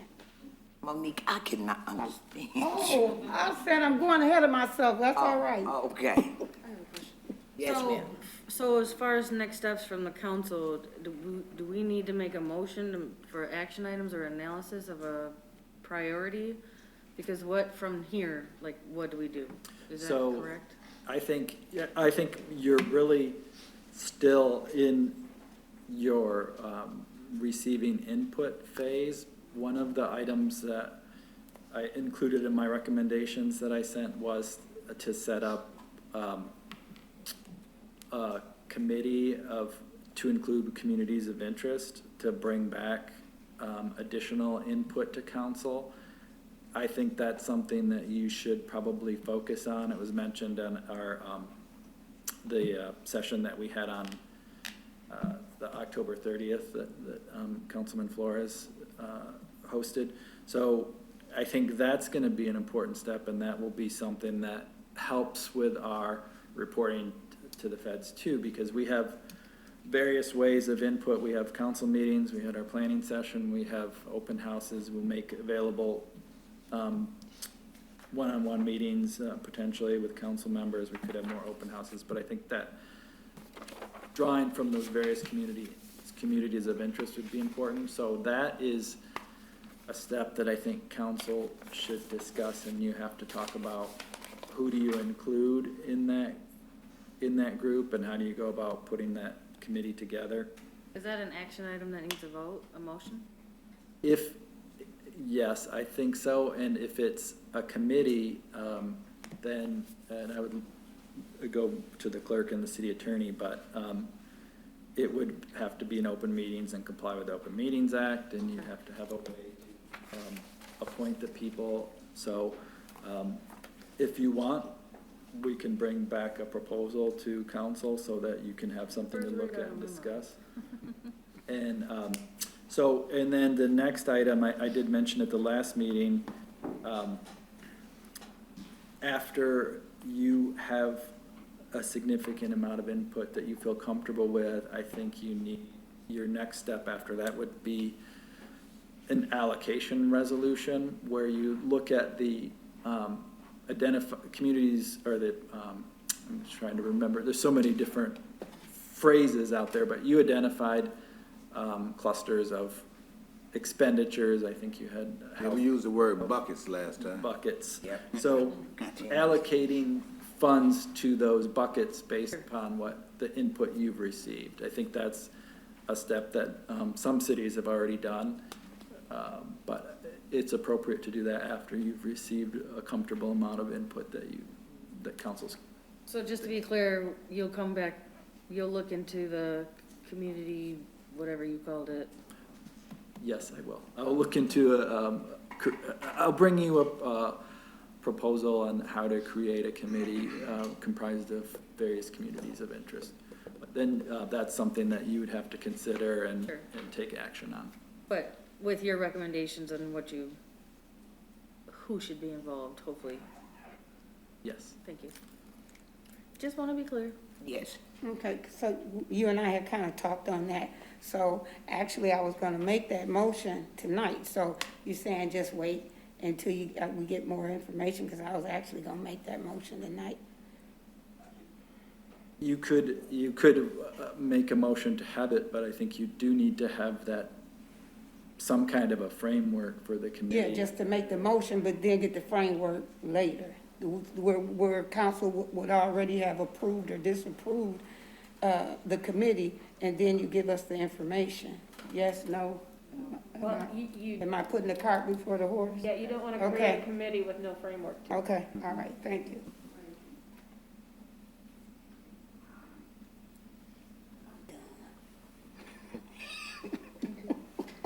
So do I need a motion? No. No. Okay, all right. Good. Mr. Manager, is everybody? Okay. Mr. Manager, you still have the floor. I have my direction, so the management updates.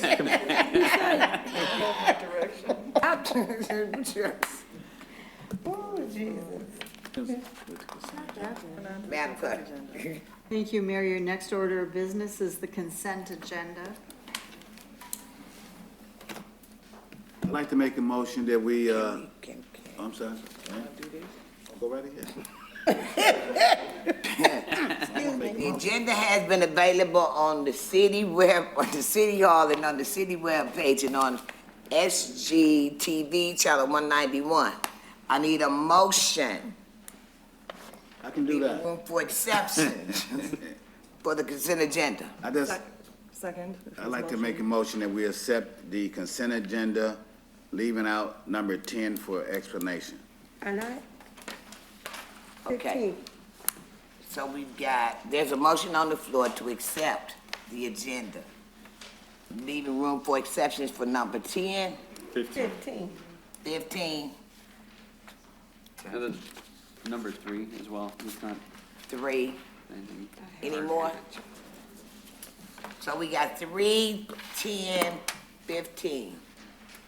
Did I miss one? No. There's a motion on the floor. We're gonna call. Any more discussion? Any more exceptions? All those in favor saying aye. Aye. All those opposed? Madam Clerk. Item number 3 is to accept the donation of kitchen appliances, washers, dryers, and water heaters from Consumers Energy with a value not to exceed $30,000 for the fire department. Councilmember Flores. Yeah, if the fire chief is available.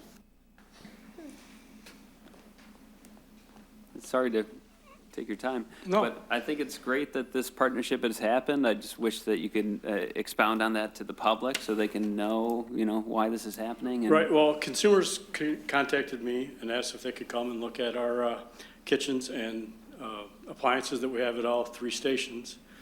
And I said sure, and they came, and then they asked if it would be okay if they replaced them. And not only replaced them, but they were going to do the work of the installation, everything covered. I said that would be wonderful. That's great. Yeah, and I think it's a great program. I guess it's something that they're working with. The guy that runs the program is a former firefighter, so he specifically identified fire stations as a way to do this. Great, awesome. Yep, thank you. So move to accept item number 3. Support. It's been moved in support. Any more discussion? Yeah, the question I get is they probably did it because you was burning up too much energy with them old appliances. Huh? Call for a vote. All those in favor signify by saying aye. Aye. All those opposed? Madam Clerk. Item number 10, approve the contract with American Excavating for $731,512 for the Baum Street Surface Lot Project for the Public Services Department Right-of-Way Division. That's Mayor Pro Tem Balls. The reason why I asked, because I looked at the bids, and the other contractors was a couple of $100,000 more, both for the other bids. So I was like, man, how can they do this so much cheaper? And then I see they coming from out of town, so they're gonna drive all the way out of town, bring their equipment and everything else, and do it for $200,000 to $300,000 cheaper than other contractors.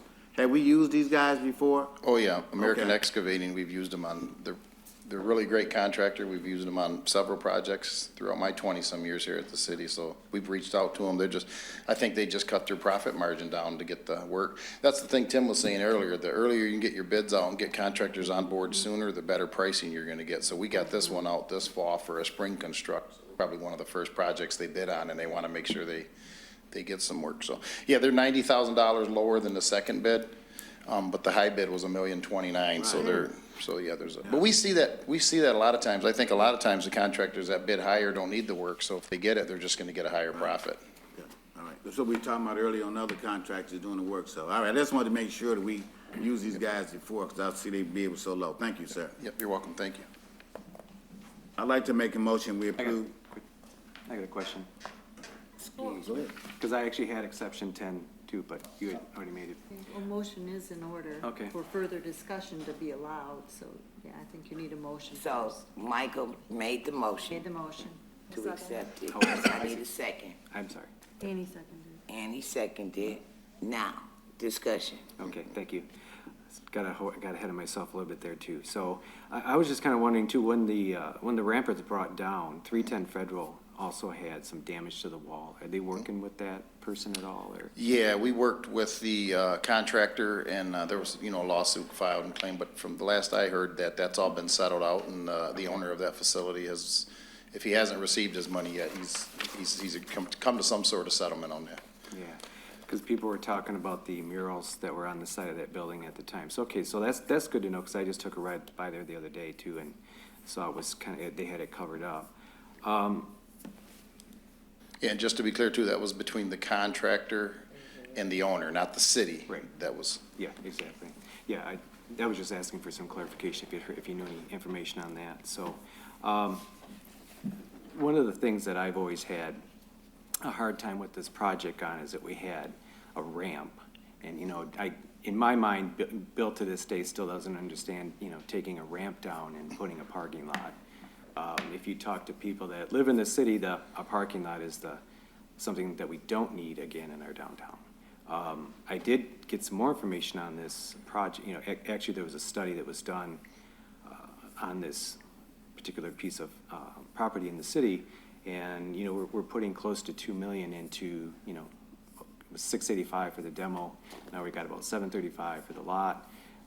There was actually a study that was done on the ramp that would have given it some life for 10 to 15 years.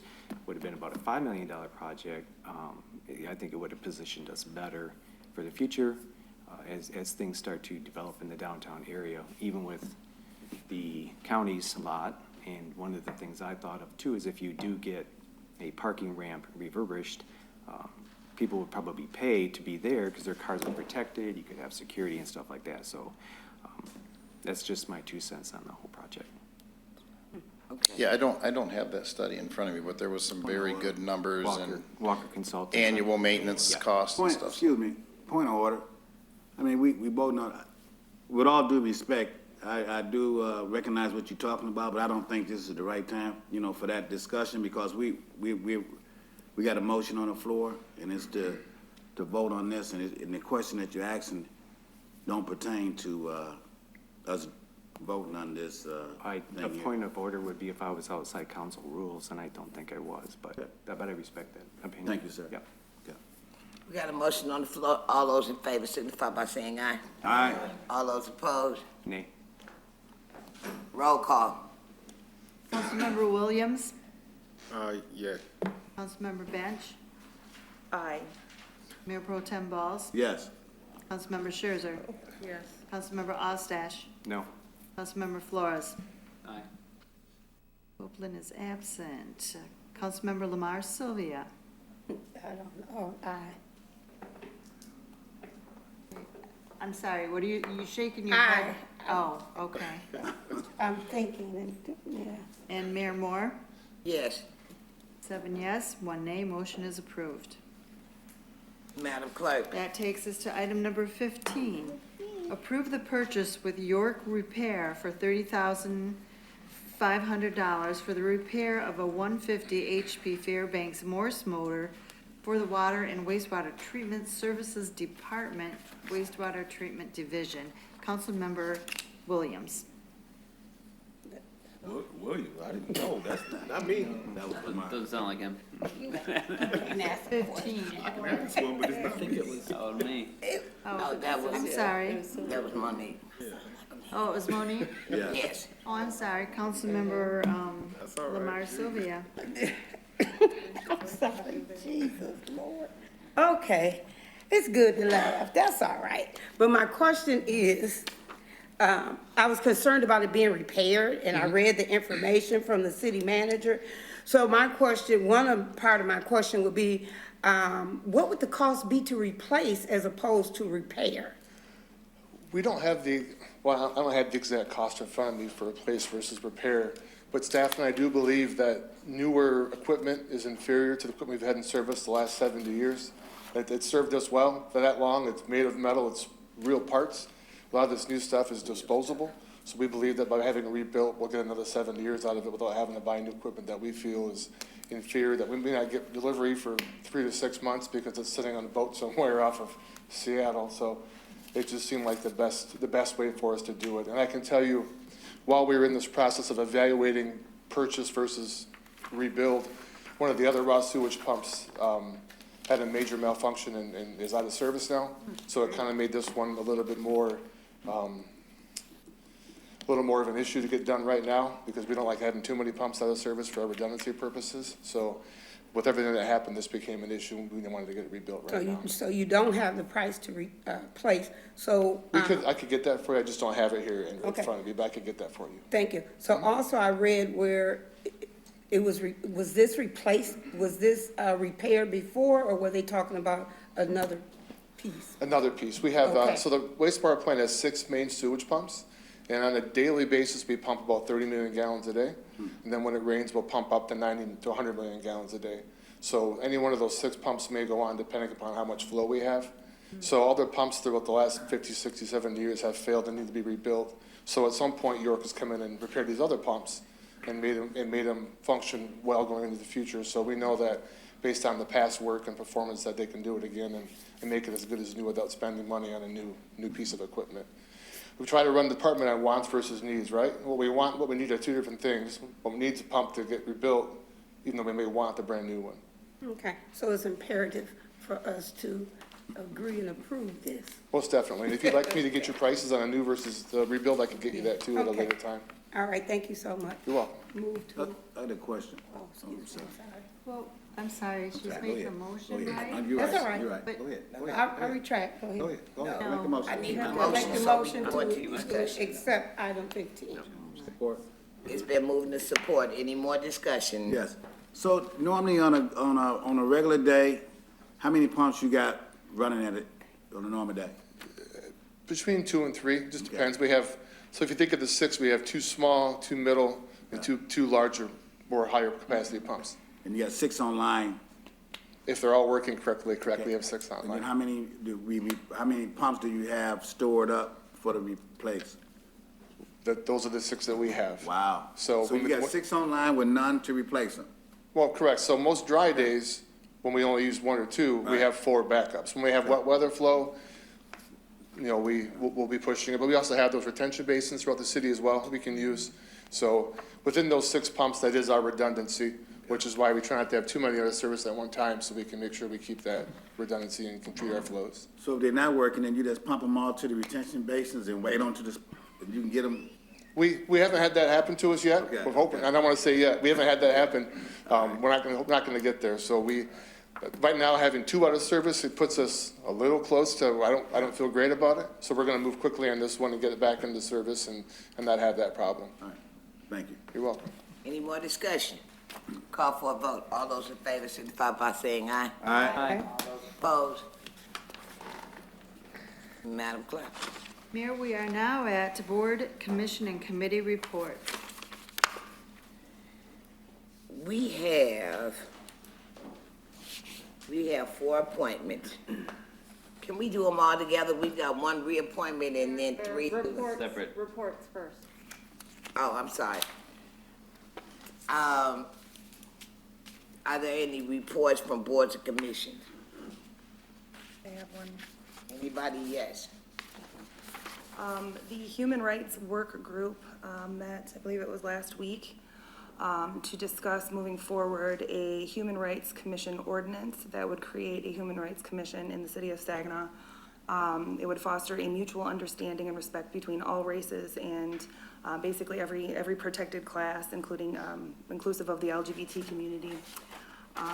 It would be a educational research type commission that would be able to make recommendations that would not necessarily be binding, but would be able to do research and make recommendations to the city manager and the city attorney in an effort to discourage and prevent discriminatory practices towards those protected classes in the city. So the hope is that it will be ready to be on the agenda for the 22nd, so the second meeting of this month. And that's all. And I will be sending a copy of that here shortly after the meeting to everyone, so. Any questions? I didn't have any questions. Any more I was comments? also, I'm actually part of that committee too, and at the end of the committee meeting, I support this because we had talked about what it would be like if we would had an ordinance in the city. Right now, there are some limitations with state statutes when things do get filed, so it could hinder that process for a person that would actually file that with the state. There's a 180-day window. The attorney also graciously updated us on some of the cases that have kind of went through the state right now, and actually myself, if I had to file a case, I would go to the state of Michigan, where a lot of these cases are being handled and even coming out in favor of the plaintiff. So that was good information that our attorney gave for us on that too. I don't know if there's anything you want to add or, no, okay.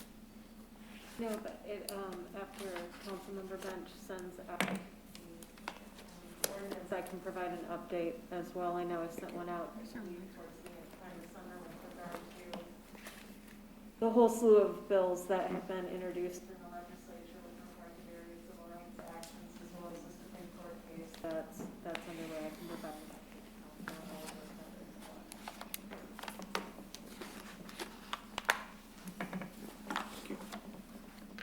Great, yeah, I just want to, it wasn't a question, but I want to applaud Councilman Ostash and Councilwoman Bench for taking the time to work through this. I know it's been in the works for 7 years now, and I think that it's a good thing for Saginaw, given all the resolutions and all of the proclamations that we've had about making sure that everybody is treated equally, that this is something that we definitely explore and do it wisely and do it in accordance with all the additional updates that the state has been able to give to the city attorney. Her and I have spoken, I think it was this past Tuesday, about this ordinance. It's something that I'm passionate about, as you had mentioned, and that I want to see Saginaw lead on. That's all I have. And one comment too, because this was Annie's initiative back in 2014, and I was always a part of that with it. So even like right now, this still was Annie's, and I was just there for support and guidance and a lot of conversations. So, Appreciate that, thank you. But this was definitely Annie's gig. For sure. Yep. Any other committee reports? Yep, I'd like to report something from the county and the city and the education board that we met last month, and that we will be meeting again this month to discuss the Saginaw High School Community Center / junior high school, and it being a resource center, and that we probably use some of the Arpa funds from the city, the county, and the school board to make that happen. And hopefully, maybe we can get some more in other areas in the city to do something similar. Anyone else? Madam Clerk. Mayor, our next order of business is appointment of board and commission members. Okay, now, that was my question. We've got one reappointment and the other 3 are new appointees. Can we do it all as one or You can separate? do all of them in one motion, leaving Motion to room for approve. exception. Second.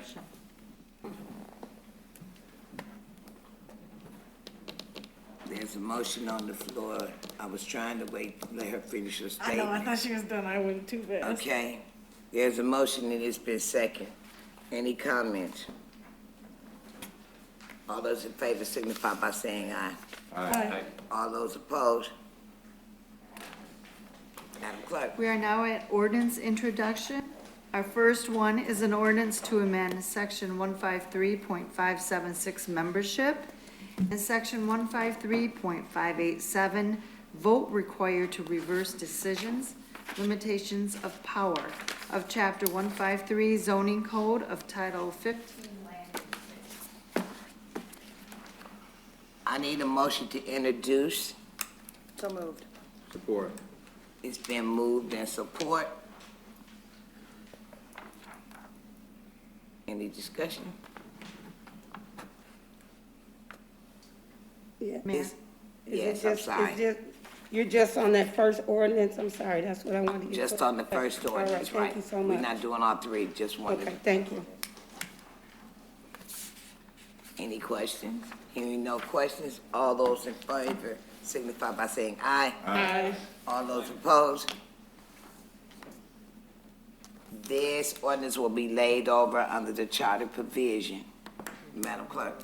Our second ordinance is to amend section 153.538 Historic District Commission, section 153.541 establishing new districts and identifying historic resources, landmarks of chapter 153 zoning code of title 15 land usage. I need a motion to introduce this ordinance. So moved. Second. It's been moved in second. Any discussion? Can we have any overview, I'm sorry, about this ordinance at all? This was an ordinance that was originally raised by Councilmember Oshdash a bit ago, but it had to go back, because it is an amendment to the zoning code, it had to go back to Planning Commission first. Simply, it's really just changing some of the membership requirements to eliminate a requirement that isn't found in the state law, in hopes of being able to better fill that commission, because we've been having, with several of our city commissions and boards, we've been having quorum requirement, or quorum issues at meetings, where many meetings have been canceled due to lack of quorums. And we're also just clarifying some of the language with regard to establishing historic district study committees, similar, like we have the appointments to the Paramarquette Study Committee tonight. How those committees are established and in what manner, simply again in accordance with the state law. And then what new opportunities would be brought to the citizens of the city of Saginaw to be part of this board? The opportunities would be the same as before.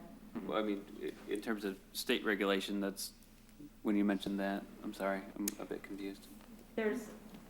Yeah, we actually, when you looked at the state statute and you looked at the local ordinance, we were actually more stringent and had more rules in place for membership than the state did. So all we did is we just aligned ourselves with the state. And then she also talked about the other piece in there too for, there was another section in there too that we didn't align with the state, was actually changing, modifying, or deleting our districts. Because sometimes the study committees will want to form and restudy an area based on its change, because our first district, I'm probably going to get 1983 or 1987 was when we first put that into place, so. Great, thank you. Did I do the vote? I can't even remember. Did I do the vote? You did, it was a question. If your discussion is finished, yes, you can call for the Okay. vote. It's been moved in second. We're calling for the vote. Or did I do it? Okay, I'm doing it now. I'm calling for the vote, and I'm sorry. All those in favor signify by saying aye. Aye. All those opposed? Madam Clerk. Our last ordinance tonight is to amend section 12.037, Saginaw Human Planning Commission of Chapter 12 Boards and Commissions of Title I Administrative Code. I need a motion to introduce. So moved. Second? It's been moved in second. Is there any discussion? Yes. Yes. Yes, I looked at this piece, but I don't have anything to compare it with that was previous. So they want to change it to quadrants. So I need something to compare it with. I feel very lost with this piece. So I just need to be sure that everyone is being represented fairly, equally. So, and until I can have something to compare to what it was, as opposed to what you want it to be, I wouldn't feel comfortable voting on this at this particular time. Councilman Lamar Sylvia, this is Delana Jones. Basically, we had 21 neighborhood districts throughout the entire community. Right. The issue that we faced was not being able to have enough members on the Human Planning Commission board. So what we've been looking at for the last couple of years is breaking it down into a quadrant system where you're covering more areas and you have more representation. But we can provide to you a map showing the 21 different districts to compared to the 5 districts. What you're basically getting is more representation because now you have more members that can apply for the board. And that's what I had asked for before tonight's meeting. If I could look at that, and I would still like to be comfortable when I vote on something as something that was to something to changing it. So if I can do that, but you know. That's what I'd like. I think of an important note to piggyback on Ms. Jones. This was reviewed by and approved by HUD. Yes. These changes? That's correct. Also to note that I think that this is something that has been requested from the public multiple times because Yes. of the lack of ability to fill the seats. That is Fine. correct. And aren't they the former voting districts? Is that what? This is the old precincts that precincts. we once had, and it was maybe 5 or 6 years ago where we had changed it to the 21 districts, now that we're requesting to change it to the 5 districts. And again, basically is getting the proper representation on the board because we had a lot of vacancies, so. I just don't have anything to compare it with, that's all. So, thank you very much. I got, Problem. Yes. there is something, you can compare it, if you look at the map, you'll see it's, the 21 areas has a own color. I couldn't see it. I asked before tonight's meeting to get that enlarged. I cannot see that, even with a magnifying glass. Okay. Thank you. We also have a larger map that we provided later in the evening to the city manager's office, but we will make sure that you get a copy of the map. Yeah, but, you know, right now that it's up to vote, that ain't, I Understood. asked for it before tonight's meeting, but thank you very much. My motion to table this ordinance until the next meeting. Don't we have a motion on the floor? Yes, we do. You do, but now you have a motion to table to the next meeting.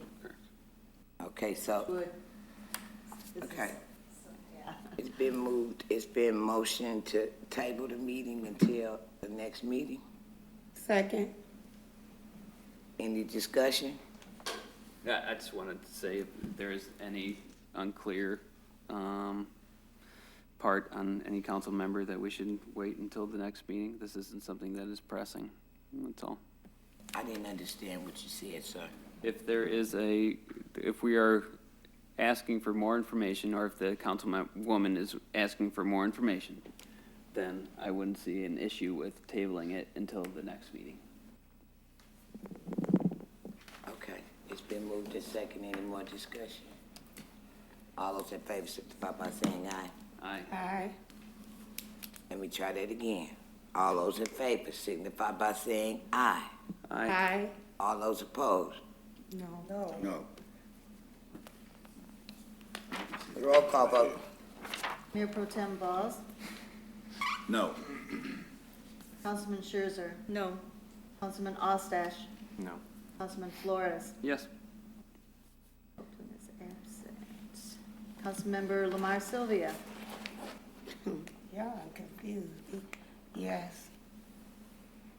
Councilmember Williams? No. Councilmember Bench? No. Mayor Moore? No. 6 no and 2 yes, your motion is defeated. And back to the main motion to introduce.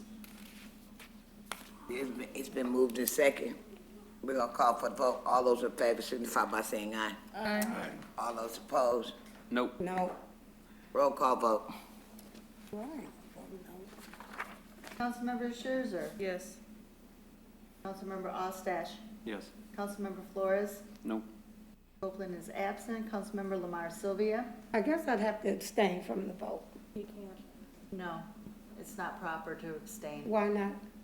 You don't have a monetary conflict. Okay, well, no. Your vote is no.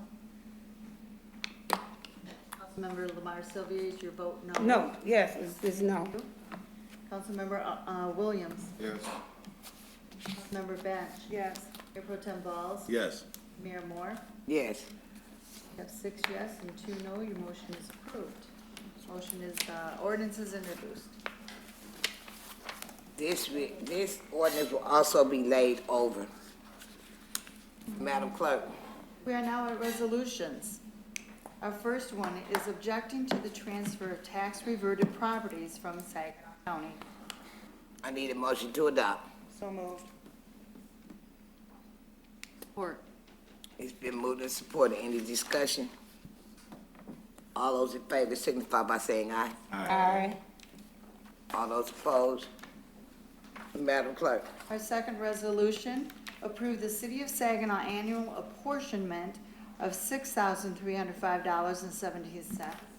The Saginaw Area Stormwater Authority budget for fiscal year 2022. I need a motion to adopt. So moved. Support. Any discussion?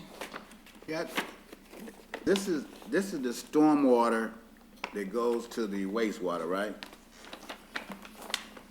No, we do have several areas within the city that we do discharge directly to the river. Okay. Or a body of water that goes straight to the river, so we have certain guidelines and rules we have to follow through the MS4, which is Municipal Separate Storm Sewer System. If 100% went to the wastewater, we would not have to comply, to have this permit procedure in place, so. Okay, the only reason I asked because I was thinking that maybe the water fund would take care of this. You know, instead of us taking care of it, but I see now. It's just the stormwater, it ain't, okay, I got you. Thank you. Any other questions? All those in favor signify by saying aye. Aye. All those opposed? Madam Clerk, Our third resolution tonight is appointment of Travis Hare as trustee and Beth London as alternate trustee to the Saginaw Area Stormwater Authority Board of Trustees. need a motion to adopt. So moved. Support. It's been moved and supported. Any discussion? All those in favor signify by saying aye. Aye. All those opposed?